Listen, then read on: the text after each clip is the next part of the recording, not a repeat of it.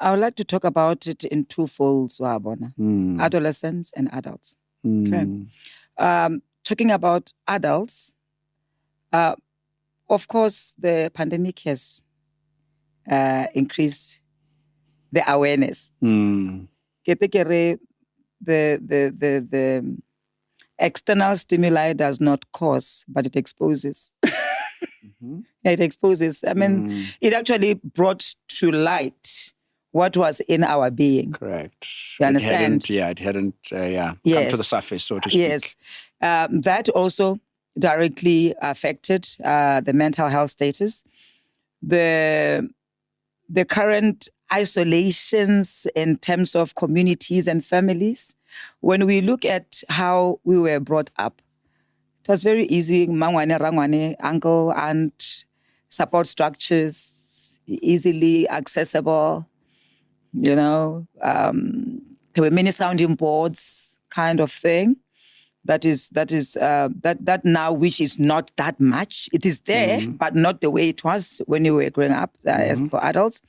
And also looking at the dynamics when it comes to the work environment. Work environment, we are saying, gone are the days where you were intimidating, where you were talking only about the consequences of not doing something. If you don't do this, you won't get a raise and stuff like that.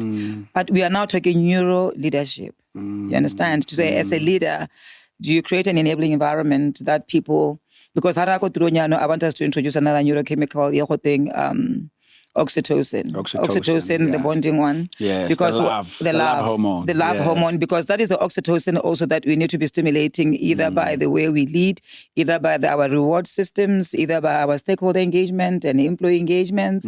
All those things are meant now in a workplace, and also to grow trust. Because we know that in a corporate setting, we always complain, trust, people work in silos, they don't work as a team, and Why is it so? Because oxytocin is lacking. So as leaders, we should be saying, how do we then apply neuro leadership in the way we're interacting and leading our people? Because all those things, if they are not there, people don't trust, people work in silos, that is negative effect to your mental health immediately. That affects you immediately. The environment that you create at work immediately just affects your mental health. Hence, on it's 3 months. Have you noticed that body sick leave, anybody's wrong? Not that they are caused by mental health, but what I'm saying is that sometimes that pain that doesn't seem to be wanting to go away, maybe it's a trapped emotion or trapped thoughts that you haven't dealt with. Because the thing with mental health is that when it's not good here, it then gets stored in 3 places.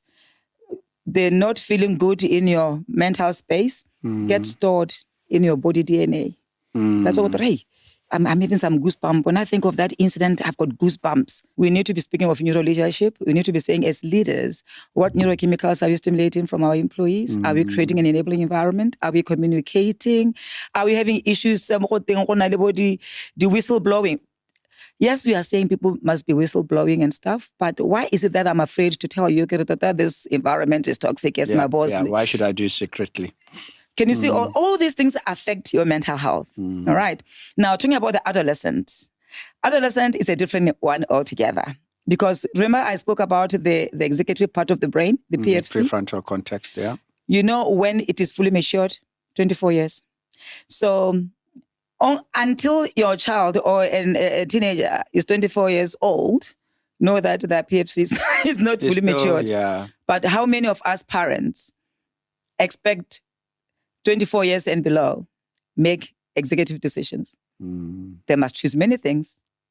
They must choose, many things. You know what I'm talking about? And even the schools they want to. You'll hear of a very, very young child who go boarding school.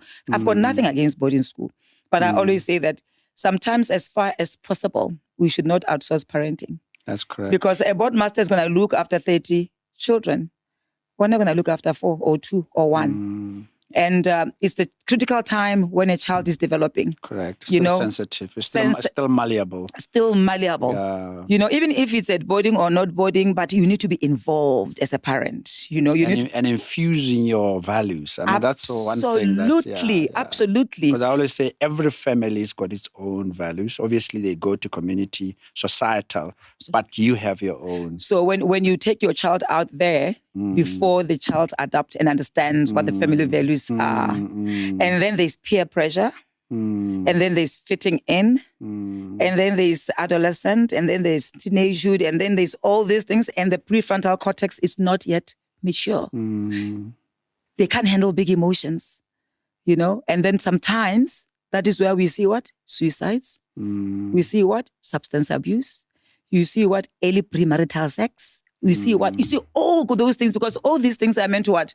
To numb the emotion. It's to numb, because they can't handle this feeling. So the only way they can deal with it at that moment, though they are not yet old enough to reason, because kind of the logical part of the brain, which is the prefrontal cortex, is not yet mature. So I think as parents, once we can get to the understanding that until your child is 24 and above, they cannot really be trusted with making reasonable executive decisions.